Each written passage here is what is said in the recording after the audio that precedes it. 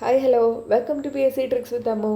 അപ്പോൾ ഇന്ന് നമ്മൾ നോക്കാൻ വേണ്ടിയിട്ട് പോകുന്നത് കേരള ചരിത്രം, സ്വാതന്ത്ര്യാനന്തര ഇന്ത്യ, ബയോളജി ഈ 3 ടോപ്പിക്കിൽ നിന്നുള്ള കുറച്ച് ക്വസ്റ്റ്യൻസും അതിൻ്റെ ഉത്തരങ്ങളുമാണ് കേട്ടോ.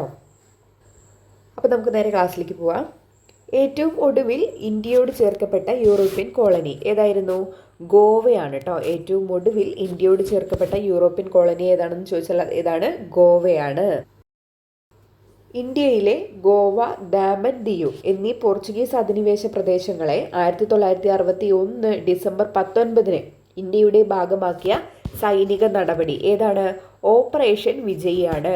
ഓപ്പറേഷൻ വിജയിലൂടെയാണ് പോർച്ചുഗീസ് അധിനിവേശ പ്രദേശങ്ങളായിരുന്ന ഗോവ, ദാമൻ, ദിയു എന്നീ പ്രദേശങ്ങളെ ഇന്ത്യയുടെ ഭാഗമാക്കിയിട്ടുണ്ടായിരുന്നത്. ഓപ്പറേഷൻ വിജയ് എന്നാണ് 1961 ഡിസംബർ 19 കേട്ടോ. വർഷം ഓർത്തിരിക്കുക കേട്ടോ. 1961 ഡിസംബർ 19 ഈ ഓപ്പറേഷൻ വിജയിലൂടെ നമ്മുടെ ഗോവ, ദാമൻ, ദിയു എന്നീ പ്രദേശങ്ങളെ ഇന്ത്യയുടെ ഭാഗമാക്കിയിട്ടുണ്ടായിരുന്നത്. ഇത് ഏത് രാജ്യത്തിൻ്റെ അധിനിവേശ പ്രദേശമായിരുന്നു? പോർച്ചുഗീസുകാരുടെ അധിനിവേശ പ്രദേശമായിരുന്നു. ഗോവ വിമോചന സമയത്തെ പ്രതിരോധ മന്ത്രിയായിരുന്ന മലയാളി ആരാണ്? VK കൃഷ്ണമേനോനാണ് കേട്ടോ. ഗോവ വിമോചന സമയത്തെ പ്രതിരോധ മന്ത്രി ആരായിരുന്നു? VK കൃഷ്ണമേനോൻ. 1948 ഹൈദരാബാദിനെ ഇന്ത്യൻ യൂണിയനിൽ ചേർക്കാൻ നടത്തിയ സൈനിക നടപടി ഏതാണ്? ഓപ്പറേഷൻ പോളോയാണ് കേട്ടോ. വർഷം ഓർത്തിരിക്കണേ. ഓപ്പറേഷൻ പോളോ എന്നാണ് 1948. ഈ ഓപ്പറേഷൻ പോളോ എന്തിനു വേണ്ടിയിട്ടായിരുന്നു? ഹൈദരാബാദിനെ ഇന്ത്യൻ യൂണിയനിൽ ചേർക്കാൻ നടത്തിയിട്ടുള്ള സൈനിക നടപടിയായിരുന്നു. 1947 ഇന്ത്യ പാകിസ്ഥാൻ യുദ്ധസമയത്തെ പ്രധാനമന്ത്രി ആരായിരുന്നു? ജവഹർലാൽ നെഹ്റു ആയിരുന്നു. 1947 ഇന്ത്യ പാകിസ്ഥാൻ യുദ്ധസമയത്തെ പ്രധാനമന്ത്രി ആരായിരുന്നു ചോദിച്ചാൽ അതാരാണ്? ജവഹർലാൽ നെഹ്റു ആയിരുന്നു. ആ സമയത്തെ പ്രതിരോധ മന്ത്രി 1947 ഇന്ത്യ പാകിസ്ഥാൻ യുദ്ധസമയത്തെ പ്രതിരോധ മന്ത്രി ആരായിരുന്നു? ബൽദേവ് സിംഗ് ആയിരുന്നു കേട്ടോ. ബൽദേവ് സിംഗ് ആയിരുന്നു. അപ്പോൾ 1947 ഉണ്ടായിട്ടുള്ള ഇന്ത്യ പാകിസ്ഥാൻ യുദ്ധസമയത്തെ പ്രധാനമന്ത്രി ജവഹർലാൽ നെഹ്റുവും പ്രതിരോധ മന്ത്രി ആരായിരുന്നു? ബൽദേവ് സിംഗുമായിരുന്നു. ഇനി 1962 ഇന്ത്യയും ചൈനയും തമ്മിൽ യുദ്ധം നടന്നിട്ടുണ്ട്. അപ്പോൾ ആ സമയത്തെ പ്രധാനമന്ത്രി ആര് തന്നെയായിരുന്നു? ജവഹർലാൽ നെഹ്റു ആയിരുന്നു. ആ സമയത്തെ പ്രതിരോധ മന്ത്രി ആരായിരുന്നു? VK കൃഷ്ണമേനോനായിരുന്നു. 1962 ഇന്ത്യ ചൈന യുദ്ധ സമയത്തെ പ്രതിരോധ മന്ത്രി ആരായിരുന്നു? VK കൃഷ്ണമേനോൻ. 1965 വീണ്ടും എന്ത് ചെയ്യാണ്? ഇന്ത്യയും പാകിസ്ഥാൻ യുദ്ധം നടക്കുകയാണ്. ആ സമയത്തെ പ്രധാനമന്ത്രി ആരായിരുന്നു? ലാൽ ബഹദൂർ ശാസ്ത്രി ആയിരുന്നു. ആ സമയത്തെ പ്രതിരോധ വകുപ്പ് മന്ത്രി ആരായിരുന്നു ചോദിച്ചാൽ YB ചൗഹാൻ ആയിരുന്നു കേട്ടോ. 1965 ഇന്ത്യ പാകിസ്ഥാൻ യുദ്ധ സമയത്തെ പ്രധാനമന്ത്രി ആരായിരുന്നു? ലാൽ ബഹദൂർ ശാസ്ത്രിയും ആ സമയത്തെ പ്രതിരോധ വകുപ്പ് മന്ത്രി ആരായിരുന്നു? YB ചൗഹാനുമായിരുന്നു. ഇനി വീണ്ടും 1971 ഇന്ത്യ പാകിസ്ഥാൻ യുദ്ധം നടന്നിട്ടുണ്ട്. ആ സമയത്ത് ആരായിരുന്നു? ഇന്ദിരാഗാന്ധി ആയിരുന്നു പ്രധാനമന്ത്രി. ആ സമയത്തെ പ്രതിരോധ മന്ത്രി എന്ന് പറയുന്നത് ജഗജീവൻ റാം ആയിരുന്നു.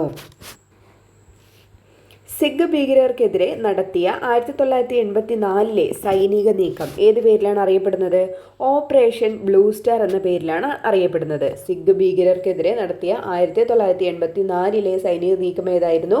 Operation blue star. Operation blue star നടത്തിയ സമയത്ത് ഇന്ത്യൻ പ്രധാനമന്ത്രി ആരാണ്? ഇന്ദിരാഗാന്ധി ആയിരുന്നു. സിയാച്ചിൻ മലകളുടെ നിയന്ത്രണം പിടിച്ചെടുക്കാൻ ഇന്ത്യ നടത്തിയ സൈനിക നീക്കം ഏതായിരുന്നു? 1984 ഓപ്പറേഷൻ മേഘദൂത് ആയിരുന്നു. സിയാച്ചിൻ മലകളുടെ നിയന്ത്രണം പിടിച്ചെടുക്കാൻ ഇന്ത്യൻ സൈന്യം നടത്തിയ നീക്കം ഏതാണ്? ഓപ്പറേഷൻ മേഘദൂത് ആണ്. വർഷം ഓർത്തിരിക്കുക, 1984. അതുപോലെ തന്നെ 1986 സുവർണ ക്ഷേത്രത്തിൽ നിന്നും തീവ്രവാദികളെ പുറത്താക്കാൻ ഇന്ത്യൻ സൈന്യം നടത്തിയ സൈനിക നീക്കം ഏതാണ്? ഓപ്പറേഷൻ ബ്ലാക്ക് തണ്ടർ ആണ്. അപ്പോൾ ഓപ്പറേഷൻ ബ്ലാക്ക് തണ്ടർ എന്തിനു വേണ്ടിയിട്ടായിരുന്നു? സുവർണ ക്ഷേത്രത്തിൽ നിന്നും തീവ്രവാദികളെ പുറത്താക്കാൻ വേണ്ടിയിട്ട് നമ്മുടെ ഇന്ത്യൻ സൈന്യം നടത്തിയിട്ടുള്ള സൈനിക നീക്കമായിരുന്നു. വർഷം എത്രയായിരുന്നു? 1986. നമ്മുടെ 1999 കാർഗിൽ യുദ്ധം അത് ചോദിക്കാറുള്ളതാണ്. 1999 കാർഗിൽ യുദ്ധ സമയത്തെ പ്രധാനമന്ത്രി ആരായിരുന്നു? AB വാജ്പേയി ആയിരുന്നു. AB വാജ്പേയി ആയിരുന്നു 1999 കാർഗിൽ യുദ്ധം നടക്കുമ്പോഴുണ്ടായിരുന്ന പ്രധാനമന്ത്രി. ആ സമയത്തെ പ്രതിരോധ വകുപ്പ് മന്ത്രി ആരായിരുന്നു? ജോർജ് ഫെർണാണ്ടസ് ആയിരുന്നു. 1999 കാർഗിൽ യുദ്ധ സമയത്തെ പ്രതിരോധ വകുപ്പ് മന്ത്രി ആരായിരുന്നു? ജോർജ് ഫെർണാണ്ടസ് ആയിരുന്നു. നമ്മുടെ കാർഗിൽ പിടിച്ചെടുക്കാൻ വേണ്ടിയിട്ട് ഇന്ത്യൻ സൈന്യം നടത്തിയൊരു നീക്കമുണ്ട്. ഏതായിരുന്നു അത്? ഓപ്പറേഷൻ വിജയ് ആണ്. 1999 ഓപ്പറേഷൻ വിജയ് എന്തിനു വേണ്ടിയിട്ടായിരുന്നു? കാർഗിൽ പിടിച്ചെടുക്കാൻ വേണ്ടിയിട്ട് ഇന്ത്യൻ സൈന്യം നടത്തിയ സൈനിക നീക്കമായിരുന്നു.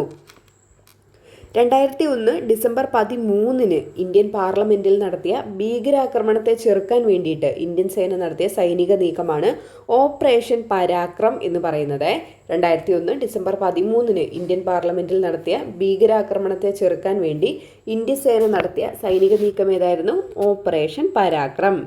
എന്നാണ് ആസൂത്രണ കമ്മീഷൻ നിലവിൽ വന്നത്? 1950 മാർച്ച് 15 ആസൂത്രണ കമ്മീഷൻ നിലവിൽ വരുന്നത്. ഇമ്പോർട്ടൻ്റ് ആണ്. ആസൂത്രണ കമ്മീഷൻ എന്നാണ് നിലവിൽ വരുന്നത്? 1950 മാർച്ച് 15. പഞ്ചവത്സര പദ്ധതികളുടെ രൂപരേഖ തയ്യാറാക്കിയിരുന്നത് ആരാണ്? ആസൂത്രണ കമ്മീഷൻ അല്ലെങ്കിൽ പ്ലാനിംഗ് കമ്മീഷൻ അല്ലേ? പഞ്ചവത്സര പദ്ധതികളുടെ രൂപരേഖ തയ്യാറാക്കുന്നത് ആരാണ്? ആസൂത്രണ കമ്മീഷനാണ്. ആസൂത്രണ കമ്മീഷന്റെ ആദ്യത്തെ അധ്യക്ഷൻ, സ്ഥിരമായിട്ട് ചോദ്യം വരുന്ന മേഖലയാണ്, ആരായിരുന്നു? ജവഹർലാൽ നെഹ്റു ആയിരുന്നു. ആസൂത്രണ കമ്മീഷന്റെ ആദ്യത്തെ അധ്യക്ഷൻ ആരായിരുന്നു? ജവഹർലാൽ നെഹ്റു. ആദ്യത്തെ ഉപാധ്യക്ഷൻ ചോദിച്ചാലോ അതാരാണ്? ഗുൽസാരിലാൽ നന്ദയാണ്. ആസൂത്രണ കമ്മീഷന്റെ ആദ്യത്തെ ഉപാധ്യക്ഷൻ ആരാണ്? ഗുൽസാരിലാൽ നന്ദ. അവസാനത്തെ അധ്യക്ഷൻ ആരായിരുന്നു? നരേന്ദ്രമോദിയാണ്. ആസൂത്രണ കമ്മീഷന്റെ അവസാനത്തെ അധ്യക്ഷൻ ആരാണ്? നരേന്ദ്രമോദിയാണ്. പിന്നീട് എന്ത് വന്നു? ആസൂത്രണ കമ്മീഷന് പകരം നീതി ആയോഗ് നിലവിൽ വന്നു അല്ലേ? അപ്പോൾ ആസൂത്രണ കമ്മീഷന്റെ ആദ്യത്തെ അധ്യക്ഷൻ ആരാണ്? ജവഹർലാൽ നെഹ്റു. അവസാനത്തെ അധ്യക്ഷൻ നരേന്ദ്രമോദി.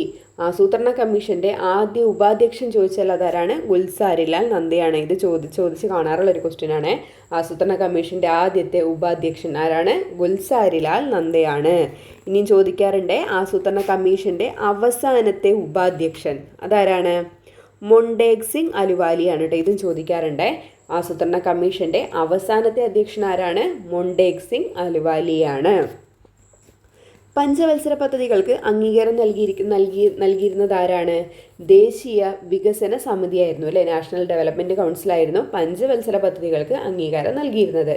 എന്നാണ് ദേശീയ വികസന സമിതി സ്ഥാപിതമായത്? 1952 ഓഗസ്റ്റ് 6 ദേശീയ വികസന സമിതി രൂപീകൃതമാകുന്നത്. NDCക്ക് പകരമായി രൂപം കൊണ്ട സംവിധാനം ഏതാണ്? നീതി ആയോഗ് ഗവേണിംഗ് കൗൺസിലാണ് കേട്ടോ. NDCക്ക് പകരമായിട്ട് രൂപം കൊണ്ട സംവിധാനം ഏതാണ്? നീതി ആയോഗ് ഗവേണിംഗ് കൗൺസിലാണ്. നമ്മുടെ ആസൂത്രണ കമ്മീഷന് പകരമായിട്ട് വന്നതാണ് നീതി ആയോഗ് എന്ന് പറയുന്നത്. എന്നാണ് നീതി ആയോഗ് വന്നത്? 2015 ജനുവരി 1 അല്ലേ നീതി ആയോഗ് നിലവിൽ വന്നത്. ദേശീയ വികസന സമിതിക്ക് പകരമായിട്ട് എന്ത് വന്നു? നീതി ആയോഗ് ഗവേണിംഗ് കൗൺസിലും പകരം വന്നു. നാഷണൽ പ്ലാനിംഗ് കൗൺസിൽ രൂപീകരിച്ച വർഷം എന്നാണ്? 1965 1965 നാഷണൽ പ്ലാനിംഗ് കൗൺസിൽ രൂപീകരിക്കുന്നത്. ഒരു പ്രത്യേക മേഖലയ്ക്ക് മുൻഗണന നൽകി 5 വർഷം കൊണ്ട് ലക്ഷ്യം നേടുന്നതിനായി ആസൂത്രണ കമ്മീഷൻ വിഭാവനം ചെയ്ത പദ്ധതികളിൽ പെടുന്നത് എന്താണ്?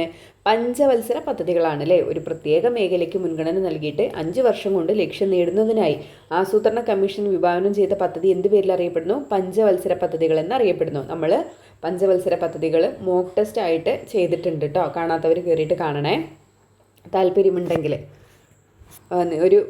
നിങ്ങൾക്കത് ചെയ്ത് നോക്കുകയും ചെയ്യാം. അപ്പോൾ നിങ്ങൾക്ക് ആ ഒരു ഏരിയ കവർ ചെയ്തിട്ടുണ്ടോ എന്ന് അറിയാൻ വേണ്ടിയിട്ട് പറ്റും. ഇന്ത്യയിൽ പഞ്ചവത്സര പദ്ധതികൾക്ക് തുടക്കം കുറിച്ച പ്രധാനമന്ത്രി ആരാണ്? ജവഹർലാൽ നെഹ്റു ആണ് അല്ലേ? ഇന്ത്യയിൽ പഞ്ചവത്സര പദ്ധതികൾക്ക് തുടക്കം കുറിച്ച പ്രധാനമന്ത്രി ആരാണ്? ജവഹർലാൽ നെഹ്റു. സ്വാതന്ത്ര്യാനന്തര ഇന്ത്യ നേരിടേണ്ടി വന്ന ഏറ്റവും വലിയ വെല്ലുവിളികൾ എന്തൊക്കെയായിരുന്നു? വിഭജനം, അഭയാർത്ഥി പ്രവാഹം എന്നിവയായിരുന്നു. സ്വാതന്ത്ര്യാനന്തര ഇന്ത്യ നേരിടേണ്ടി വന്ന ഏറ്റവും വലിയ വെല്ലുവിളികൾ എന്തൊക്കെയായിരുന്നു? വിഭജനം, അഭയാർത്ഥി പ്രവാഹം. ഇന്ത്യ വിഭജിക്കുന്നതിനും സ്വാതന്ത്ര്യം നൽകുന്നതിനുമായി മൗണ്ട് ബാറ്റൻ തയ്യാറാക്കിയ പദ്ധതി എന്തായിരുന്നു? മൗണ്ട് ബാറ്റൻ പ്ലാൻ ആയിരുന്നു അല്ലേ? ഇന്ത്യ വിഭജിക്കാൻ വേണ്ടിയിട്ടും സ്വാതന്ത്ര്യം നൽകുന്നതിനും വേണ്ടിയിട്ട് മൗണ്ട് ബാറ്റൻ തയ്യാറാക്കിയ പദ്ധതിയാണ് മൗണ്ട് ബാറ്റൻ പദ്ധതി എന്നറിയപ്പെടുന്നത്. ഇത് വേറെ 3 പേരിലും കൂടെ അറിയപ്പെടുന്നുണ്ട്, അതും കൂടെ അറിഞ്ഞിരിക്കണേ.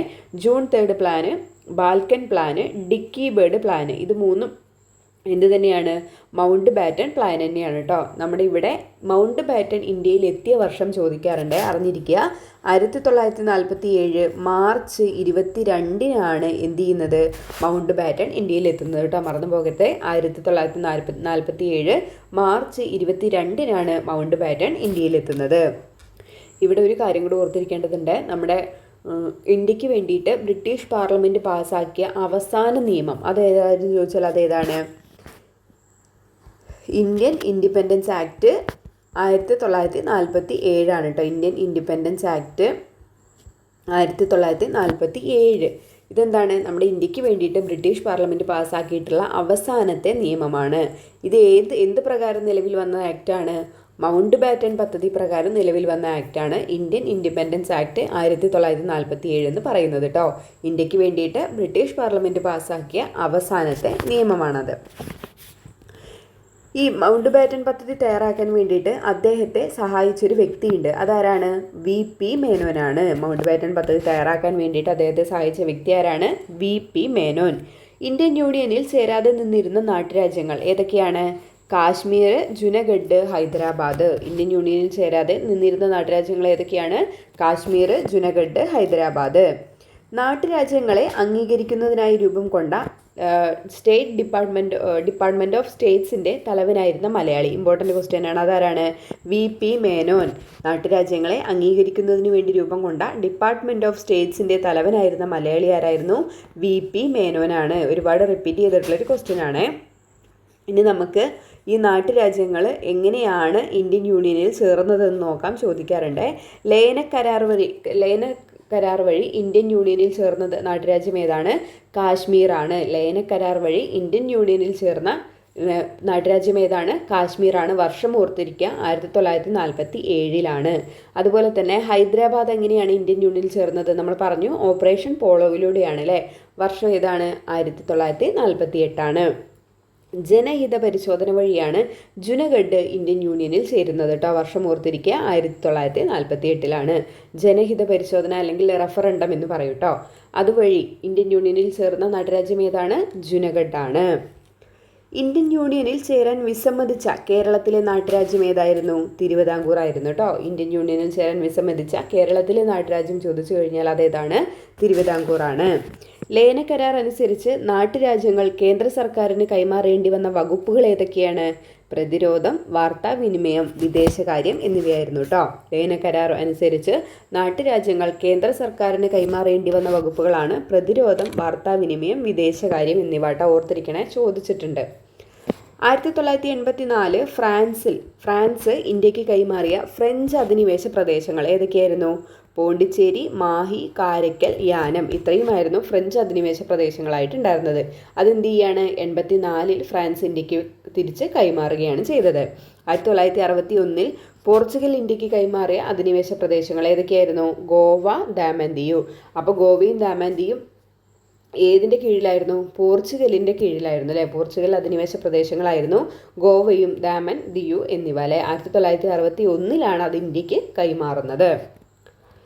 ഇന്ത്യ പാകിസ്ഥാൻ വിഭജന കാലത്തെ അടിസ്ഥാനമാക്കി നിർമ്മിച്ച പ്രശസ്ത സിനിമകൾ. ഇതൊരു സമയത്ത് പ്രിലിംസിന് റിപ്പീറ്റായിട്ട് ചോദിച്ച കുറേ ക്വസ്റ്റ്യൻസ് ആയിരുന്നു കേട്ടോ അതിന്ന്. അപ്പോൾ ഇത് നമുക്ക് നോക്കി പോവാം. മേഘാധാക്കധാര എന്ന് പറഞ്ഞിട്ടുള്ള സിനിമ ആരാണ് നിർമ്മിച്ചത്? ഋത്വിക് കട്ടക്കാണ് കേട്ടോ. മേഘാധാക്കധാര ആരുടെ സിനിമയാണ്? ഋത്വിക് കട്ടക്ക്. എന്താണ് വിഷയം? നമ്മുടെ ഇന്ത്യ പാകിസ്ഥാൻ വിഭജനത്തെ ആ ഒരു സംഭവത്തെ അടിസ്ഥാനമാക്കിയിട്ട് നിർമ്മിച്ച സിനിമകളാണ്. അപ്പോൾ മേഘാധാക്കധാര എന്ന് പറഞ്ഞ സിനിമ ആരാണ്? ഋത്വിക് കട്ടക്കിൻ്റെ സിനിമയാണ്. അതുപോലെ തന്നെ ഗരം ഹവ അതാരുടെയാണ്? MS സത്യു. ഗരം ഹവ ആരുടെയാണ്? MS സത്യു. തമസ് ആരുടെയാണ്? ഗോവിന്ദ് നിഹലാനി. തമസ് ആരുടെയാണ്? ഗോവിന്ദ് നിഹലാനി. ട്രെയിൻ ടു പാകിസ്ഥാൻ ആരുടെയാണ്? പമേല റോക്സിൻ്റെയാണ്. ട്രെയിൻ ടു പാകിസ്ഥാൻ ആരുടെയാണ്? Pamela rocks.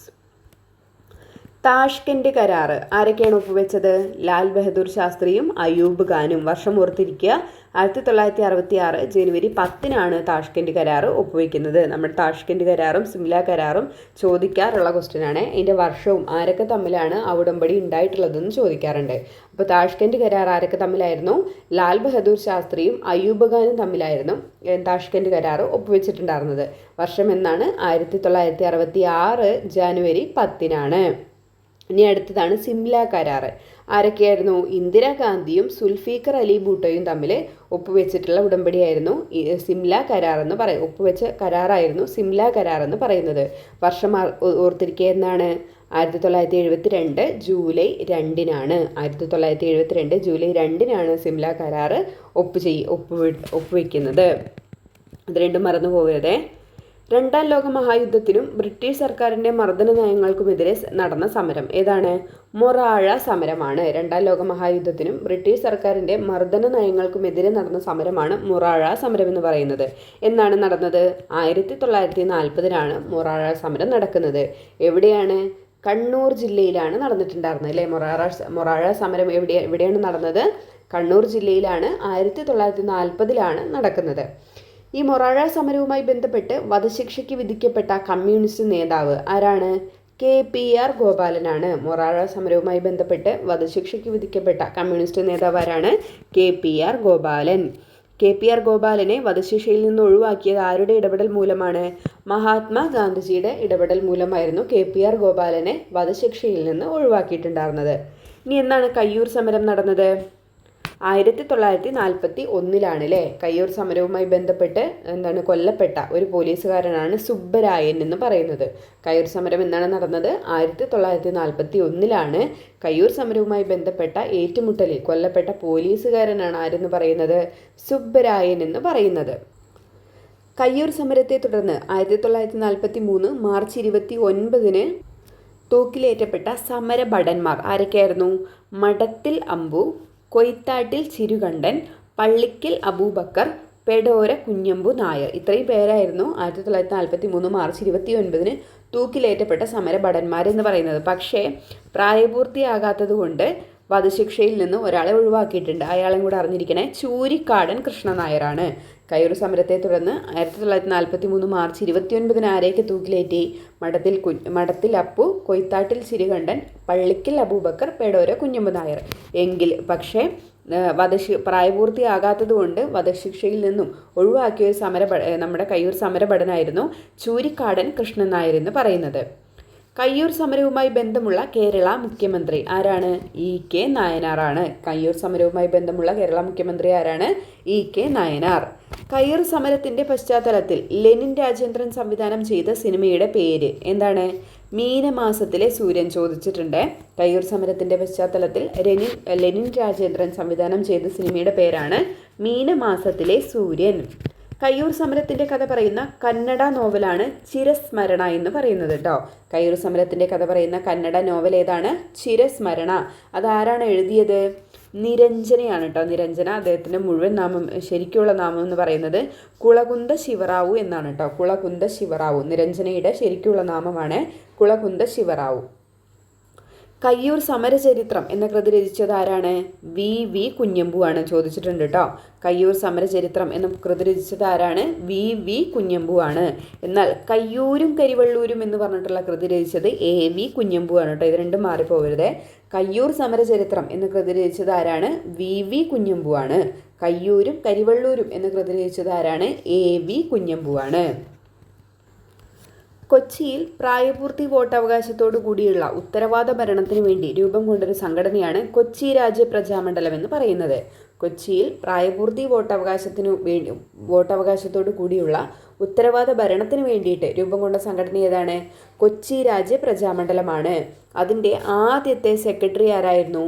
V.R. Krishnan എഴുത്തച്ഛനായിരുന്നു. Kochi രാജ്യ പ്രജാമണ്ഡലത്തിൻ്റെ ആദ്യത്തെ സെക്രട്ടറി ആരാണ്? V.R. കൃഷ്ണൻ എഴുത്തച്ഛൻ. ആദ്യത്തെ പ്രസിഡന്റ് ആരാണ്? S. നീലകണ്ഠ അയ്യരാണ് കേട്ടോ. കൊച്ചി പ്രജാമണ്ഡലത്തിൻ്റെ ആദ്യത്തെ സെക്രട്ടറി ആരാണ്? V.R. കൃഷ്ണൻ എഴുത്തച്ഛൻ. ആദ്യത്തെ പ്രസിഡന്റ് ആരാണ്? S. നീലകണ്ഠ അയ്യർ. ഈ കൊച്ചി രാജ്യ പ്രജാമണ്ഡലം എന്ന് പറഞ്ഞിട്ടുള്ള സംഘടനയെ നിരോധിക്കാൻ വേണ്ടിയിട്ട് ഉത്തരവിട്ട കൊച്ചി ദിവാൻ ആരായിരുന്നു? A.F.W. ഡിക്സൺ ആയിരുന്നു കേട്ടോ. A.F.W. ഡിക്സൺ ആണ് എന്ത് ചെയ്തത്? കൊച്ചി രാജ്യ പ്രജാമണ്ഡലത്തെ നിരോധിക്കാൻ വേണ്ടിയിട്ട് ഉത്തരവിട്ടിട്ടുള്ള കൊച്ചി ദിവാൻ എന്ന് പറയുന്നത്. ഇനി എന്നാണ് പുന്നപ്ര വയലാർ സമരം നടന്നത്? 1946 പുന്നപ്ര വയലാർ സമരം നടക്കുന്നത് കേട്ടോ. ഒക്ടോബർ 24 മുതൽ 27 വരെയാണ് പുന്നപ്ര വയലാർ സമരം നടക്കുന്നത്. C.P. രാമസ്വാമി അയ്യരുടെ അമേരിക്കൻ മോഡൽ ഭരണപരിഷ്കാരങ്ങൾ തിരുവിതാംകൂറിൽ നടപ്പിലാക്കുന്നതിനെതിരെ നടന്നതാണ് എന്ത് എന്ന് പറയുന്നത്? പുന്നപ്ര വയലാർ സമരം എന്ന് പറയുന്നത്. C.P. രാമസ്വാമി അയ്യരുടെ അമേരിക്കൻ മോഡൽ ഭരണപരിഷ്കാരങ്ങൾ തിരുവിതാംകൂറിൽ നടപ്പാക്കുന്നതിനെതിരെ രൂപം കൊണ്ട സമരമായിരുന്നു എന്ത് എന്ന് പറയുന്നത്? 1946 പുന്നപ്ര വയലാർ എന്ന് പറയുന്നത്. ഇതുമായിട്ട് ബന്ധപ്പെട്ടൊരു മുദ്രാവാക്യമുണ്ട്. എന്താണത്? അമേരിക്കൻ മോഡൽ അറബിക്കടലിൽ. അതെന്ന് കേൾക്കുമ്പോൾ തന്നെ നമുക്കറിയാമല്ലേ. അമേരിക്കൻ മോഡൽ ഭരണപരിഷ്കാരങ്ങളുമായിട്ട് ബന്ധപ്പെട്ടിട്ടുള്ള അല്ലേ. തുലാമ്പത്ത് സമരം എന്നറിയപ്പെടുന്നതും എന്ത് തന്നെയാണ്? പുന്നപ്ര വയലാർ സമരമാണ്. അപ്പോൾ തുലാമ്പത്ത് സമരം എന്നറിയപ്പെടുന്നത് ഏതാണ്? പുന്നപ്ര വയലാർ സമരം. വയലാർ സ്റ്റാലിൻ എന്നറിയപ്പെടുന്നത് ആരാണ്? CK കുമാരപണിക്കറാണ്. ചോദിച്ചിട്ടുണ്ട്. വയലാർ സ്റ്റാലിൻ എന്നറിയപ്പെടുന്നത് ആരാണ്? CK കുമാരപണിക്കർ. പുന്നപ്ര വയലാർ സമരവുമായി ബന്ധപ്പെട്ടിട്ടുള്ള കേരള മുഖ്യമന്ത്രി ആരാണ്? VS അച്യുതാനന്ദനാണ്. പുന്നപ്ര വയലാർ സമരവുമായി ബന്ധപ്പെട്ട കേരള മുഖ്യമന്ത്രി VS അച്യുതാനന്ദൻ. പുന്നപ്ര വയലാർ സമരം പശ്ചാത്തലമാക്കി P. ഭാസ്കരൻ രചിച്ച കൃതിയുടെ പേരാണ് വയലാർ ഗർജിക്കുന്നു എന്ന് പറയുന്നത് കേട്ടോ. ഓർത്തിരിക്കണേ. പുന്നപ്ര വയലാർ സമരത്തെ പശ്ചാത്തലമാക്കിയിട്ട് P. ഭാസ്കരനാണ് ഏത് കൃതി രചിച്ചിട്ടുള്ളത്? വയലാർ ഗർജിക്കുന്നു എന്ന് പറഞ്ഞിട്ടുള്ള കൃതി എഴുതിയിരിക്കുന്നത്. ഇനി തലയോട് ആരുടെയാണ്? തകഴി ശിവശങ്കരപ്പിള്ളയുടെയാണ് അല്ലേ. പുന്നപ്ര വയലാർ സമരത്തിൻ്റെ പശ്ചാത്തലത്തിൽ തന്നെ തലയോട് എന്ന് പറഞ്ഞിട്ടുള്ള കൃതി രചിച്ചത് ആരാണ്? തകഴി ശിവശങ്കരപ്പിള്ള. എന്നാൽ അതിനെ നമ്മുടെ പുന്നപ്ര വയലാർ സമരത്തെ പ്രമേയമാക്കി ഉലക്ക എന്ന കൃതി രചിച്ചത് ആരാണ്? P. കേശവദേവാണ് കേട്ടോ. ഉലക്ക ആരുടെയാണ്? P. കേശവദേവ്. എവിടെയാണ്, ഏത് ജില്ലയിലാണ് പുന്നപ്ര വയലാർ സമരം നടക്കുന്നത്? ആലപ്പുഴയിലാണ്. 1946 ആലപ്പുഴയിലാണ് പുന്നപ്ര വയലാർ സമരം നടക്കുന്നത്. ഇനി നമുക്ക് നോക്കാം കരിവെള്ളൂർ സമരം എന്നാണ് നടന്നത്. 1946 ഡിസംബർ 20-നാണ് കരിവെള്ളൂർ സമരം നടക്കുന്നത്. നമ്മൾ ഇതുപോലുള്ള നമ്മുടെ കേരളത്തിൽ നടന്നിട്ടുള്ള മുന്നേറ്റങ്ങളൊക്കെ പഠിക്കുന്ന സമയത്ത് വർഷങ്ങൾ നിർബന്ധമായിട്ടും പഠിച്ചിട്ട് പോകാൻ വേണ്ടിയിട്ട് ശ്രമിക്കട്ടെ. ഇമ്പോർട്ടൻ്റ് ആയിട്ടുള്ളത് നമ്മുടെ ഗുരുവായൂർ വൈക്കം സത്യാഗ്രഹം അതുപോലെയുള്ള കാര്യങ്ങളൊക്കെ എല്ലാം, കയ്യൂർ സമരം, അതുപോലെ തന്നെ നമ്മുടെ ഇപ്പോൾ പറഞ്ഞ പുന്നപ്ര വയലാർ സമരം, അങ്ങനെയുള്ള ഇമ്പോർട്ടൻ്റ് ആയിട്ടുള്ളതിൻ്റെ എല്ലാം തന്നെ എന്ത് ചെയ്യുക, വർഷങ്ങൾ ഡീറ്റെയിൽ ആയിട്ട് പഠിച്ചിട്ട് പോവുക. കാരണം ഇപ്പോൾ ചോദിക്കുന്നത് എന്താണെന്ന് വെച്ചാൽ കാലഗണനാ ക്രമത്തിൽ ക്രമപ്പെടുത്തിയിട്ട് എഴുതാൻ വേണ്ടിയിട്ട് അങ്ങനെ ഒരു ക്വസ്റ്റ്യൻ ഇപ്പോൾ ഇങ്ങനെ ട്രെൻഡിങ് ആയിട്ട് വരുന്നുണ്ട്. അപ്പം മസ്റ്റായിട്ട് നിങ്ങൾ അതിൻ്റെ വർഷങ്ങൾ തെറ്റാണ്ട് പഠിച്ചിട്ട് പോവുക കേട്ടോ. 1 മാർക്ക് മതിയായിരിക്കും ചിലപ്പോൾ നമ്മൾ എന്ത് ചെയ്യുക, മെയിൻ എക്സാം എഴുതാൻ വേണ്ടിയിട്ട് ക്വാളിഫൈ ആവാൻ കാരണം ചിലപ്പോൾ ആ 1 മാർക്കായിരിക്കും. അപ്പോൾ നന്നായിട്ട് പഠിക്കുക കേട്ടോ.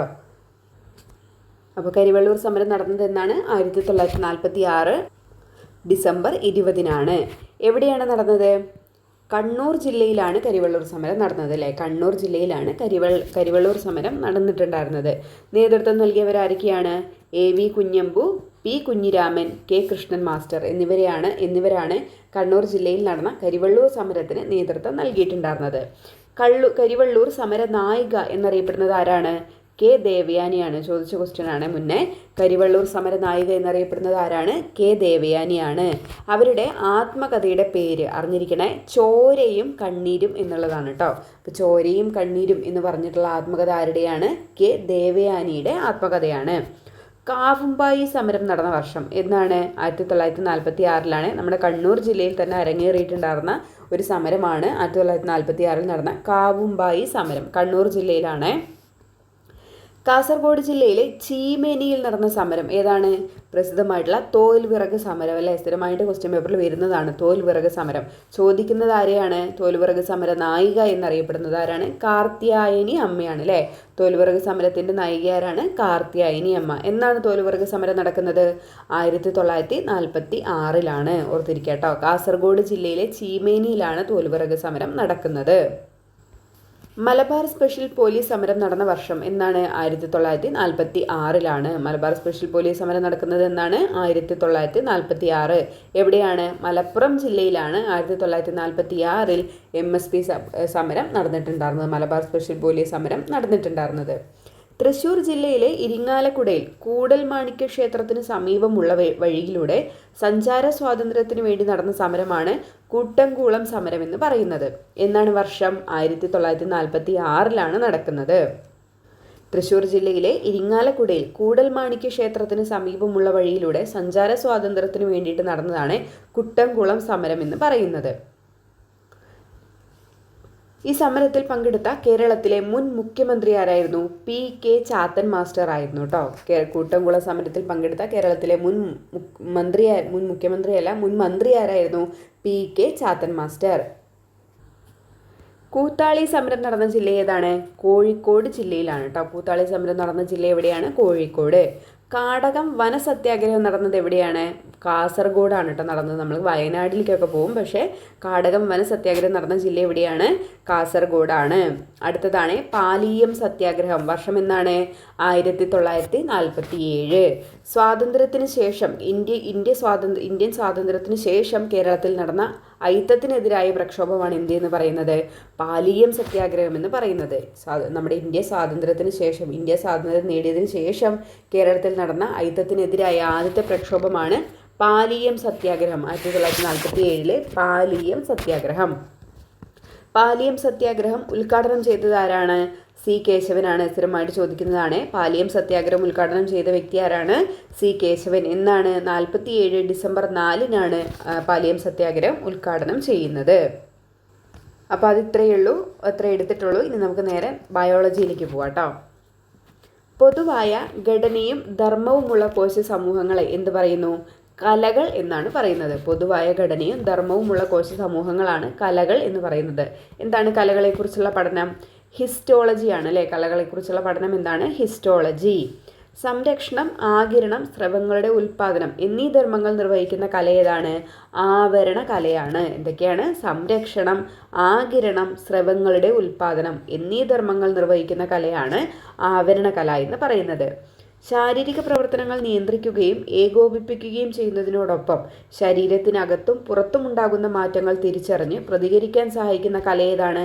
നാഡീ കലയാണ് കേട്ടോ പഠിക്കണേ.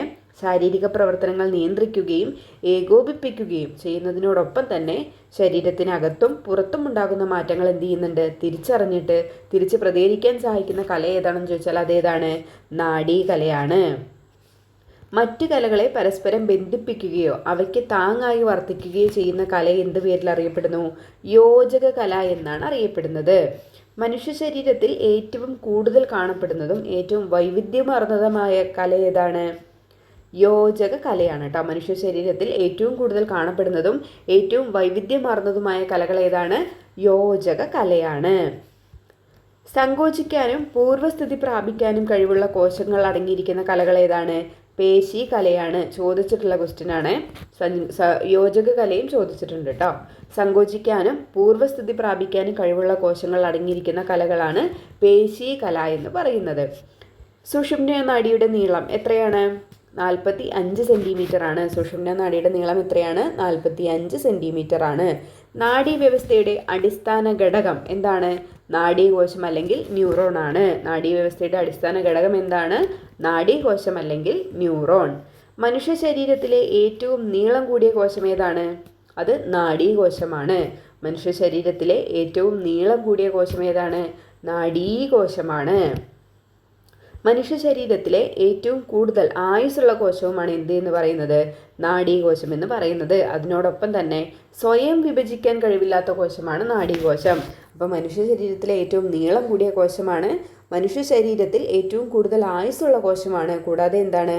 സ്വയം വിഭജിക്കാൻ കഴിവില്ലാത്ത കോശവുമാണ് എന്ത് എന്ന് പറയുന്നത്? നാഡീകോശം എന്ന് പറയുന്നത്. നാഡീവ്യവസ്ഥയുടെ പ്രവർത്തനങ്ങളെപ്പറ്റിയും തകരാറുകളെപ്പറ്റിയും പഠിക്കുന്ന ശാസ്ത്രശാഖയാണ് നമുക്കറിയാം ന്യൂറോളജി എന്ന് പറയുന്നത് അല്ലേ. നാഡീവ്യവസ്ഥയുടെ കേന്ദ്രം ഏതാണ്? മസ്തിഷ്കം. നാഡീവ്യവസ്ഥയുടെ കേന്ദ്രം എന്താണ്? മസ്തിഷ്കം. സ്മൃതിനാശക രോഗം എന്നറിയപ്പെടുന്ന രോഗം ഏതാണ്? അൽഷിമേഴ്സ് ആണ് അല്ലേ. സ്മൃതിനാശക രോഗം എന്നറിയപ്പെടുന്നത് ഏത് രോഗമാണ്? അൽഷിമേഴ്സ്. ഷേക്കിംഗ് പാൾസി എന്നറിയപ്പെടുന്ന രോഗം ഏതാണ്? പാർക്കിൻസൺസ് രോഗമാണ്. ഷേക്കിംഗ് പാൾസി എന്നറിയപ്പെടുന്ന രോഗമാണ് പാർക്കിൻസൺസ് രോഗം. ഹൈഡ്രോഫോബിയ എന്നറിയപ്പെടുന്നത് ഏതാണ്? പേവിഷബാധയാണ്. ഹൈഡ്രോഫോബിയ എന്നറിയപ്പെടുന്നത് ഏതാണ്? പേവിഷബാധയാണ്. സ്മൃതിനാശക കോശം ഏതാണ്? രോഗം ഏതാണ്? അൽഷിമേഴ്സ് ആണ്. ഷേക്കിംഗ് പാൾസി എന്നറിയപ്പെടുന്നത് പാർക്കിൻസൺസ് രോഗമാണ്. ഹൈഡ്രോഫോബിയ എന്നറിയപ്പെടുന്നത് ഏതാണ്? പേവിഷബാധയാണ്. നമ്മുടെ ഈ ബയോളജി SCERT ക്വസ്റ്റ്യൻസിൽ നമ്മൾ വരുന്ന ഈ രോഗങ്ങൾ, രോഗകാരികൾ, അങ്ങനെയുള്ള ടോപ്പിക്കുകൾ നമ്മൾ FAPക്ക് വേണ്ടിയിട്ട് ഫീമെയിൽ അസിസ്റ്റൻറ്റ് പ്രസൻറ്റർ ഓഫീസർക്ക് വേണ്ടിയിട്ട് നമ്മൾ ചെയ്തിട്ടുണ്ടായിരുന്നു ക്ലാസ്സുകൾ. അത് ഡീറ്റെയിൽ ആയിട്ട് നമ്മുടെ ഈ ടോപ്പിക്കുമായിട്ട് ബന്ധപ്പെട്ട് നിൽക്കുന്ന ക്ലാസ്സുകളാണ് കേട്ടോ. അപ്പോൾ അത് ഞാൻ നമ്മുടെ പ്ലേലിസ്റ്റിൽ 2026 പ്രിലിം സ്പെഷ്യൽ എന്ന് പറഞ്ഞിട്ടുള്ളൊരു പ്ലേലിസ്റ്റ് ക്രിയേറ്റ് ചെയ്തിട്ടുണ്ട്. അതിൽ ഞാനിപ്പോൾ പുതിയതായിട്ട് ആഡ് ചെയ്തിട്ടുണ്ട്. അതെല്ലാം താല്പര്യമുള്ളവർക്ക് കയറിയിട്ട് കണ്ടിട്ട് നോക്കാം കേട്ടോ. നിങ്ങൾ ജസ്റ്റ് ഒന്ന് പ്ലേ ചെയ്ത് നോക്കിയിട്ട് നല്ലതാണെന്ന് തോന്നിയ കഴിവതും കണ്ടിട്ട് പോകാൻ വേണ്ടിയിട്ട് ശ്രമിക്കുക കേട്ടോ. നമ്മുടെ ബയോളജി SCERT ഫാക്ടേഴ്സ് അങ്ങനെ തന്നെ അതിൽ ഉൾപ്പെടുത്തിയിട്ടുണ്ട്. എല്ലാ കാര്യങ്ങളും അതിൽ ഉൾപ്പെടുത്തിയിട്ടുണ്ട്. പഴയ SCERT അതിൽ ഉൾപ്പെടുത്തിയിട്ടുണ്ട്. നാഡീവ്യവസ്ഥയെ ബാധിക്കുന്ന സാംക്രമിക രോഗം ഏതാണ്? പോളിയോ മൈലറ്റിസ് ആണ്. നാഡീവ്യവസ്ഥയെ ബാധിക്കുന്ന ഒരു സാംക്രമിക രോഗമാണ് എന്ത് എന്ന് പറയുന്നത്? പോളിയോ മൈലറ്റിസ് എന്ന് പറയുന്നത്. മൂർഖൻ പാമ്പിൻ്റെ വിഷം ബാധിക്കുന്ന ശരീരഭാഗം ഏതാണ്? നാഡീവ്യവസ്ഥയാണ്. മൂർഖൻ പാമ്പിൻ്റെ വിഷം ബാധിക്കുന്ന ശരീരഭാഗം ഏതാണ്? നാഡീവ്യവസ്ഥയാണ് മൂർഖൻ പാമ്പിൻ്റെ വിഷം ബാധിക്കുന്നത്. മനുഷ്യ ശരീരത്തിലെ ഏറ്റവും ചെറിയ നാഡി ഏതാണ്? ട്രോക്ലിയർ നാഡിയാണ് കേട്ടോ. മനുഷ്യ ശരീരത്തിലെ ഏറ്റവും ചെറിയ നാഡി ഏതാണ്? ട്രോക്ലിയർ നാഡി. മനുഷ്യ ശരീരത്തിലെ ഏറ്റവും നീളം കൂടിയ നാഡി ചോദിച്ചു കഴിഞ്ഞാൽ അത് സയാറ്റിക് നാഡിയാണ് കേട്ടോ. മനുഷ്യ ശരീരത്തിലെ ഏറ്റവും നീളം കൂടിയ നാഡി ചോദിച്ചു കഴിഞ്ഞാൽ അതേതാണ്? സയാറ്റിക് നാഡിയാണ്. മനുഷ്യ ശരീരത്തിലെ ആകെ 86 നാഡികളാണ് ഉള്ളത് കേട്ടോ. 43 ജോഡി 86 എണ്ണം നാഡികളാണ് മനുഷ്യ ശരീരത്തിൽ ഉള്ളത്. മനുഷ്യ ശരീരത്തിലെ ശിരോനാഡികൾ എത്രണ്ണം എന്ന് ചോദിച്ചാൽ 24 എണ്ണമാണ് കേട്ടോ. 12 ജോഡി 24 എണ്ണമാണ് ശിരോനാഡികൾ നമ്മുടെ ശരീരത്തിൽ ഉള്ളത്. സുഷുമ്ന നാഡികളുടെ എണ്ണം എത്രയാണ്? 62 ആണ് കേട്ടോ. സുഷുമ്ന നാഡികളുടെ എണ്ണം എത്രയാണ്? 62 ആണ്. 31 ജോഡി. തലച്ചോറിനെ കുറിച്ചുള്ള പഠനം എന്ത് പേരിൽ അറിയപ്പെടുന്നു? ഫ്രിനോളജി ആണ് കേട്ടോ. ചോദിച്ചിട്ടുണ്ട്. തലച്ചോറിനെ കുറിച്ചുള്ള പഠനം എന്ത് പേരിൽ അറിയപ്പെടുന്നു? ഫ്രിനോളജി എന്ന പേരിലാണ് അറിയപ്പെടുന്നത്. മസ്തിഷ്കത്തെ പൊതിഞ്ഞ് സംരക്ഷിക്കുന്ന അസ്ഥി നിർമ്മിതമായ കവചം എന്ത് പേരിൽ അറിയപ്പെടുന്നു? കപാലം എന്നാണ് അറിയപ്പെടുന്നത് കേട്ടോ. കപാലത്തെക്കുറിച്ചുള്ള പഠനം വേറെയാണ്. ക്രേനിയോളജി എന്നാണ് അറിയപ്പെടുന്നത് കേട്ടോ. തലച്ചോറ് ഫ്രിനോളജി, കപാലം ക്രേനിയോളജി. കപാലത്തിലെ അസ്ഥികളുടെ എണ്ണം എത്രയാണ്? 8 ആണ് കേട്ടോ. കപാലത്തിലെ അസ്ഥികളുടെ എണ്ണമാണ് ചോദിച്ചിരിക്കുന്നത്. അത് എത്രയാണ്? 8 എണ്ണമാണ്. മസ്തിഷ്കത്തെ പൊതിഞ്ഞിട്ടുള്ള പാളി എന്ത് പേരിലാണ് അറിയപ്പെടുന്നത്? മെനിഞ്ചസ് എന്നാണ് അറിയപ്പെടുന്നത് കേട്ടോ. നമ്മുടെ മസ്തിഷ്കത്തെ പൊതിഞ്ഞിട്ടുള്ള പാളി ഏതാണ്? മെനിഞ്ചസ് ആണ്. ആ മെനിഞ്ചസിൽ സെറിബ്രോസ്പൈനൽ ദ്രവമാണ് നിറഞ്ഞിരിക്കുന്നത്. SPF എന്ന് പറയും. നമ്മുടെ മെനിഞ്ചസിൽ, നമ്മുടെ മസ്തിഷ്കത്തെ പൊതിഞ്ഞ് സംരക്ഷിക്കുന്ന പാളിയായിട്ടുള്ള മെനിഞ്ചസിൽ എന്ത് ദ്രവമാണ് നിറഞ്ഞിരിക്കുന്നത് ചോദിച്ചാൽ എന്താണ്? സെറിബ്രോസ്പൈനൽ ദ്രവമാണ്. ആ മെനിഞ്ചസിനെ ബാധിക്കുന്ന ഒരു രോഗമാണ് മെനിഞ്ചൈറ്റിസ് എന്ന് പറയുന്നത് കേട്ടോ. മെനിഞ്ചസിനെ ബാധിക്കുന്ന രോഗം ഏതാണ്? മെനിഞ്ചൈറ്റിസ്. പ്രായപൂർത്തിയായ ഒരാളുടെ തലച്ചോറിൻ്റെ ഭാരം എത്രയാണ്? 1400 ഗ്രാമാണ് കേട്ടോ. പ്രായപൂർത്തിയായ ഒരാളുടെ തലച്ചോറിൻ്റെ ശരാശരി ഭാരം ചോദിച്ചു കഴിഞ്ഞാൽ എത്രയാണ്? 1400 ഗ്രാമാണ്. ഏറ്റവും കൂടുതൽ ഊർജ്ജം ആവശ്യമുള്ള ശരീരഭാഗമാണ് മസ്തിഷ്കം എന്ന് പറയുന്നത്. പാർക്കിൻസൺസ് രോഗം ബാധിക്കുന്ന അവയവം ഏതാണ്? മസ്തിഷ്കത്തെയാണ് ബാധിക്കുക. പേവിഷബാധ ബാധിക്കുന്നതും എവിടെയാണ്? മസ്തിഷ്കത്തെയാണ് ബാധിക്കുന്നത്. പാർക്കിൻസൺസ് രോഗം പേവിഷബാധ ബാധിക്കുന്ന ശരീരഭാഗം ഏതാണ്? മസ്തിഷ്കമാണ്. മസ്തിഷ്കത്തിലെ വൈദ്യുത തരംഗങ്ങളെ ഗ്രാഫ് രൂപത്തിൽ ചിത്രീകരിക്കുന്നതാണ് എന്ത് എന്ന് പറയുന്നത്? EEG. EEG എന്തിനാണ് എടുക്കുന്നത്? നമ്മുടെ മസ്തിഷ്കത്തിലെ വൈദ്യുത തരംഗങ്ങളെ ഗ്രാഫ് രൂപത്തിൽ ചിത്രീകരിക്കാൻ വേണ്ടിയിട്ടാണ് EEG എടുക്കുന്നത്. കണ്ടുപിടിച്ചത് ആരാണ്? ഹാൻസ് ബെർഗർ ആണ്. ഹാൻസ് ബെർജർ എന്നും കാണാറുണ്ട്, ഹാൻസ് ബെർഗർ എന്നും കാണാറുണ്ട് കേട്ടോ. EEG കണ്ടുപിടിച്ചത് ആരാണ്? Hans Berger.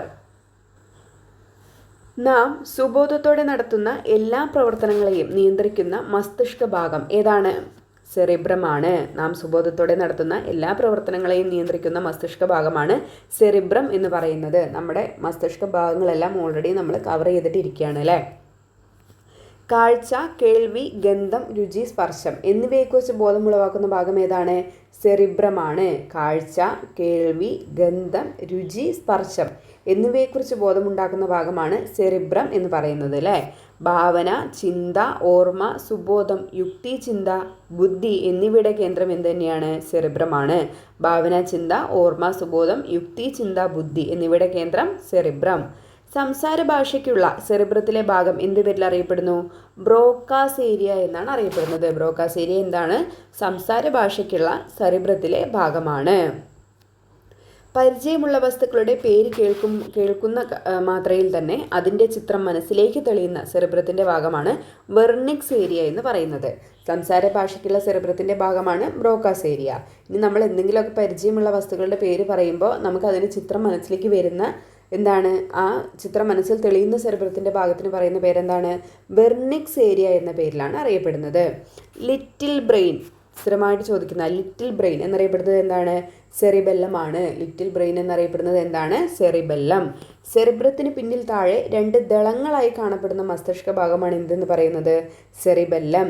ശരീരത്തിൻ്റെ തുലനാവസ്ഥയെ നിയന്ത്രിക്കുന്ന മസ്തിഷ്ക ഭാഗം ഏതാണ്? സെറിബെല്ലമാണ്. ശരീരത്തിൻ്റെ തുലനാവസ്ഥയെ നിയന്ത്രിക്കുന്ന മസ്തിഷ്ക ഭാഗം സെറിബെല്ലമാണ്. പേശി പ്രവർത്തനങ്ങളെ ഏകോപിപ്പിക്കുന്ന ഭാഗവും എന്ത് തന്നെയാണ്? സെറിബെല്ലമാണ്. മദ്യപിക്കുമ്പോൾ ലഹരി ബാധിക്കുന്ന മസ്തിഷ്ക ഭാഗം ഏതാണ്? സെറിബെല്ലമാണ്.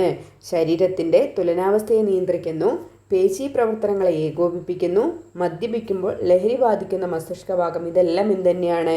സെറിബെല്ലമാണ്. ലിറ്റിൽ ബ്രെയിൻ എന്നറിയപ്പെടുന്നത് ഏതാണ്? സെറിബെല്ലം.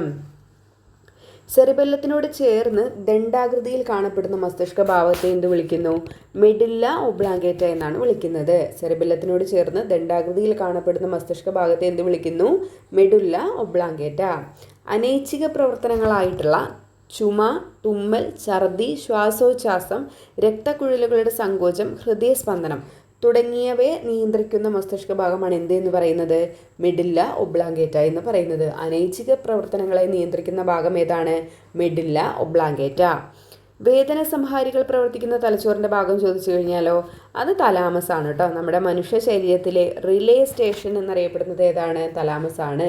ലിറ്റിൽ ബ്രെയിൻ സെറിബെല്ലമാണ്. റിലേ സ്റ്റേഷൻ എന്നറിയപ്പെടുന്നത് ഏതാണ്? തലാമസ് ആണ്. വേദന സംഹാരികൾ പ്രവർത്തിക്കുന്ന തലച്ചോറിൻ്റെ ഭാഗം ഏതാണ്? തലാമസ് ആണ്. ശരീരോഷ്മാവ് നിയന്ത്രിക്കുന്ന മസ്തിഷ്ക ഭാഗം ഏതാണ്? ഹൈപ്പോ തലാമസ് ആണ്. കൂടാതെ തന്നെ ആന്തര സംസ്ഥിതി പരിപാലനത്തിൽ പ്രധാന പങ്ക് വഹിക്കുന്നുണ്ട്. വിശപ്പ്, ദാഹം, ലൈംഗികാസക്തി എന്നിവയെ നിയന്ത്രിക്കുന്ന മസ്തിഷ്ക ഭാഗമാണ്.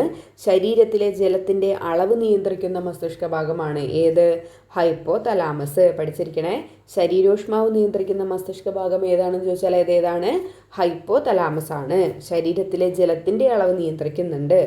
ആന്തര സംസ്ഥിതി പരിപാലനത്തിൽ പ്രധാന പങ്ക് വഹിക്കുന്ന മസ്തിഷ്ക ഭാഗം ഏതാണ്? ഹൈപ്പോ തലാമസ് ആണ്. ഓട്ടം, നടത്തം തുടങ്ങിയ പ്രവർത്തനങ്ങളിലെ ദ്രുതഗതിയിലുള്ള ആവർത്തന ചലനം ഏകോപിപ്പിക്കുന്നത് ഏതാണ്? സുഷുമ്നയാണ്. നടത്തം, ഓട്ടം തുടങ്ങിയ പ്രവർത്തനങ്ങളിലെ ദ്രുതഗതിയിലുള്ള ആവർത്തന ചലനം ഏകോപിപ്പിക്കുന്നത് സുഷുമ്നയാണ്.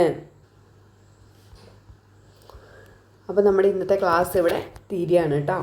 നമുക്ക് ഈ ക്വസ്റ്റ്യനൊക്കെ കാണുമ്പോൾ തന്നെ അറിയാലോ, വളരെ ബേസ് ആയിട്ടുള്ള ക്വസ്റ്റ്യൻസ് ആണ്. പ്രിലിംസിന് ബേസ് ആയിട്ടുള്ള ക്വസ്റ്റ്യൻസ് തന്നെ ആയിരിക്കും മിക്കവാറും ചോദിക്കാൻ ചാൻസ് ഉള്ളത്. ഇപ്പോൾ സ്റ്റേറ്റ്മെൻറ്റ് ടൈപ്പൊക്കെ ആയതുകൊണ്ട് വളരെയധികം ശ്രദ്ധിക്കണം. മാക്സിമം നെഗറ്റീവൊക്കെ ഒഴിവാക്കാൻ വേണ്ടിയിട്ട് ശ്രമിക്കുക കേട്ടോ. ഒരുപാട് അറിയാത്തത് കയറിയിട്ട് അറ്റൻഡ് ചെയ്യാതിരിക്കാൻ വേണ്ടിയിട്ട് ശ്രമിക്കുക. കോൺഫിഡൻ്റ് ഉണ്ടെങ്കിൽ മാത്രം, നമുക്കറിയാം നമ്മൾ പഠിച്ചിട്ടുണ്ട് എന്നുണ്ടെങ്കിൽ മാത്രം ഒരു ക്വസ്റ്റ്യനെ അറ്റൻഡ് ചെയ്യാൻ വേണ്ടിയിട്ട് ശ്രമിക്കുക കേട്ടോ. എല്ലാവരും എക്സാം സെൻറ്ററിലേക്ക് വളരെ നേരത്തെ ഇറങ്ങാൻ വേണ്ടിയിട്ട് ശ്രദ്ധിക്കുക കേട്ടോ. തന്നിരിക്കുന്ന സമയത്തിനേക്കാളും 1 മണിക്കൂർ മുന്നേ അവിടെ എത്തുന്ന രീതിയിൽ ഇറങ്ങാൻ വേണ്ടിയിട്ട് ശ്രമിക്കുക. കാരണം മഴയൊക്കെ അല്ലേ, ഈ സമയം നല്ല മഴയൊക്കെയാണ്. അപ്പോൾ ബ്ലോക്ക് അവിടെ എവിടെയെങ്കിലൊക്കെ എന്തെങ്കിലും ബ്ലോക്കോ കാര്യങ്ങളോ എന്തെങ്കിലുമൊക്കെ ആണെങ്കിൽ പെട്ടുപോകാൻ വേണ്ടിയിട്ട് പാടില്ല. ആദ്യം നമ്മുടെ എക്സാമാണ് വലുത്. അപ്പോൾ 1 മണിക്കൂർ മുന്നേയൊക്കെ നമ്മുടെ എക്സാം സെൻറ്ററിൽ എത്തുന്ന രീതിയിൽ ഇറങ്ങാൻ വേണ്ടിയിട്ടൊക്കെ ശ്രമിക്കുക കേട്ടോ. ബാക്കി ഇനി നമുക്ക് പിന്നീട് പറയാം. അപ്പോൾ ഇന്നത്തെ ക്ലാസ് യൂസ്ഫുൾ ആയെന്ന് വിചാരിക്കുന്നു. ക്ലാസ് ഇഷ്ടമാവുകയാണെങ്കിൽ നിങ്ങൾ ലൈക്ക് ചെയ്യാനും നിങ്ങളുടെ അഭിപ്രായങ്ങൾ കമൻറ്റ് ചെയ്യാനും മറക്കരുത് കേട്ടോ. വീണ്ടും നമുക്ക് നല്ലൊരു ക്ലാസ്സിൽ കാണാവേ. Thank you. കറണ്ട് അഫെയർ വിടരുത്, നന്നായിട്ട് പഠിക്കണേ. 20 മാർക്കിനാണ് കറണ്ട് അഫെയർ. അപ്പോൾ അത് നന്നായിട്ട് പഠിക്കാൻ വേണ്ടിയിട്ട് ശ്രമിക്കണേ. മാത്സ് ഈസി ആവുമെന്ന് വിചാരിക്കേണ്ട. നമ്മുടെ SCRT ക്വസ്റ്റ്യൻസ് ഒക്കെയാണ് കടന്നു വരുന്നത് എന്നുണ്ടെങ്കിൽ ഇത്തിരി ചിലപ്പോൾ വലിയ ബേസ് ഇല്ലാത്ത ആൾക്കാരൊക്കെയാണ് വെച്ചാൽ ഇത്തിരി ബുദ്ധിമുട്ടും. അപ്പോൾ മാത്സും കൂടെ കൊണ്ടുപോകാൻ വേണ്ടിയിട്ട് ശ്രമിക്കുക കേട്ടോ. നമ്മുടെ ഈ കറണ്ട് അഫെയറും അതുപോലെ തന്നെ GK പാർട്ടും മാത്രം നോക്കിയിരുന്നിട്ട് കാര്യമില്ല. മാത്സാണ് നമുക്ക് മാർക്ക് സ്കോർ ചെയ്യാൻ വേണ്ടി പറ്റിയിട്ടുള്ള ഒരു നല്ലൊരു സബ്ജക്റ്റ് എന്ന് പറയുന്നത്. നമ്മുടെ ഈ പ്രിലിംസിൽ മാത്സ് ആണ് കേട്ടോ. കാരണം നമുക്കൊരു 19 മാർക്കൊക്കെ നേടാൻ വേണ്ടിയിട്ട് പറ്റും മാത്സിൽ ശ്രമിക്കുകയാണെന്നുണ്ടെങ്കിൽ. അപ്പോൾ മാത്സും ഇതിൻ്റെ കൂട്ടത്തിൽ തന്നെ കൊണ്ടുപോകാം കേട്ടോ. അപ്പോൾ താങ്ക് യു.